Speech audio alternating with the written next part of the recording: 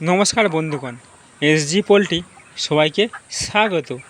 বন্ধুগণ, আজ আমার ফার্মে পাখির বয়স 36 দিন। আমি বডি ওয়েট করলাম 2100 প্লাস বডি আছে। তো 36 দিনে 2100 প্লাস বডি মানে তোমরা বুঝতেই পারছো খুব সুন্দর বডি আছে। এই পাখিটার বয়স যখন 38-39 দিন বয়স হবে, পাখিটা 2300 বডি নিয়ে উঠবে। তো এতটা বডি হওয়ার কারণটা কী, আমি কি মেডিসিন খাইয়েছিলাম সেটা নিয়ে আজকের এই ভিডিও। তো তোমাদের পাখির বয়স যখন 28 দিন হবে, তোমরা 28 দিনে ভ্যাকসিনটা করে নেবে। 29 দিন ফার্স্ট সকালে তোমরা তুতে ভিনেগার জল খাওয়াবে লিটারে 1 ml করে, আর বিকালে জল খাওয়াবে টক্সোল আর গ্রোজাইম পাউডার। 1000 পাখিতে 100 ml টক্সোল আর গ্রোজাইম পাউডার নেবে 50 গ্রাম। দুটোকে ভালো করে গুলে ডিঙ্কারে খাইয়ে দিও বিকালের জলে।